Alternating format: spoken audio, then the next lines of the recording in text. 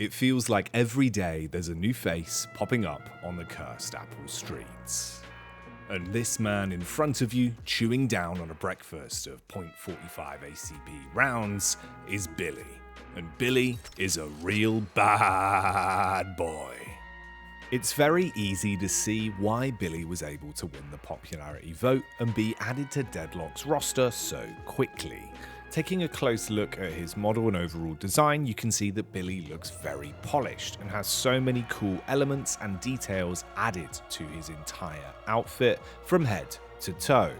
I do love the way his horns and baseball bat share all of the nails that will show up in an awful lot of his spell effects, and when you take a nice look at his jacket as well, you can see that it's littered with anarchy badges, eat, bleat, particularly on the back. I like how it has filth written on a patch along the back.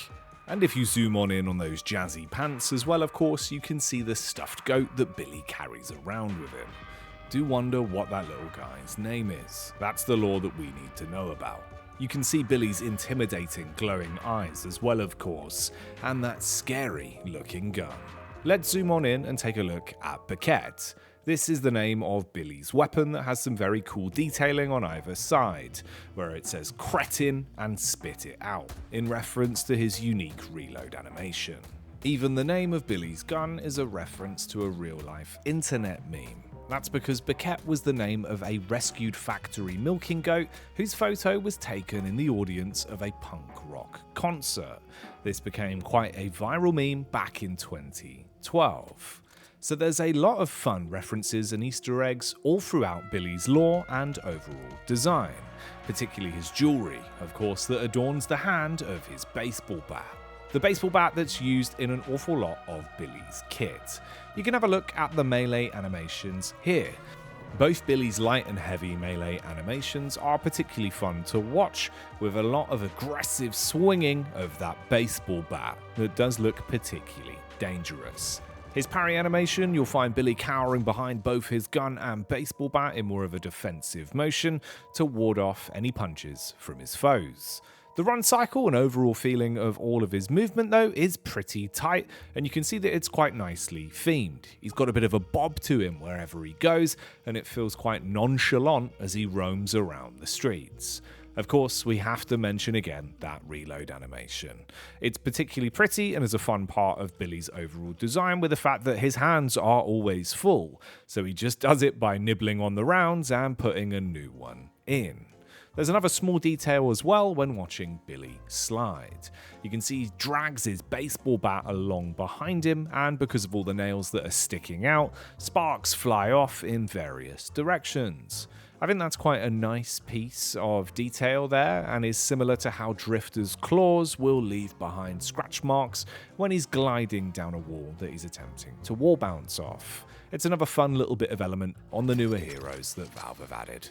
But let's talk about Bashdown. Bashdown is Billy's first ability, allowing him to slam into the ground, pulling enemies down with him, dealing melee damage and releasing an AoE that will deal spirit damage to the enemies within inside its area. It's got a particularly cool detail to the effect as well, where you can see these representations of the nails in Billy's baseball bat will go flying all over the place, alongside knocking your foes up in the air and allowing you to wail on them. It's particularly good for Billy's movement set overall as well. It could be thrown into the mix of diving off of buildings, or to try and quickly traverse and chase down an opponent that's making distance on you. Billy's kit looks very striking as well, even just as a spectator. You can see from this overview of just how much of a large radius it is, so if you see Billy bashing down into action, then be sure to run for cover, because it's likely it's gonna hit you and send you flying. Particularly good for fighting towards mid-boss, Billy's kit excels in these chaotic bouts where you're surrounded by enemies. Charging into Billy's 2, it's Rising Ram. Rising Ram will allow you to knock your foes out of the way whilst buffing his weapon damage for 5 seconds and impacting them with spirit damage on a successful connection of Billy's horns. Again, this is another very pretty ability that will allow you a quick engage. It can be very useful overall in the laning phase or for soloing out targets later on into a game of Deadlock. You can see with everyone lined up here that you'll be able to hit the first 2 targets in front of you with Rising Ram. But if they're all bunched up and hitboxes will be overlapping, you can take down basically a full team of targets and send them flying off into the air. And for Billy's free, it's Blasted. Blasted will give Billy an array of different benefits, allowing him to restore ammunition from dealing melee damage, alongside buffing his HP and sustaining just how long he can stay blasted.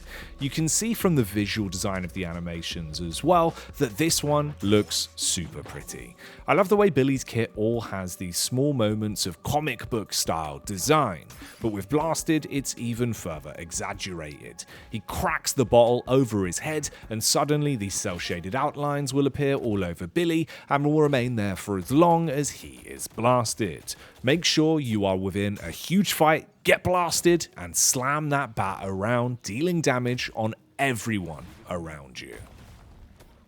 Moving on up to Billy's 4, his ultimate is known as Chain Gang, effectively locking everyone around him in an AoE cage that will pull them back towards Billy, dealing spirit damage. This is a particularly useful bit of utility and can be incredibly powerful alongside it providing you with unstoppable after a successful channel and pull of the enemies you want towards you, stunning them for a brief amount of time.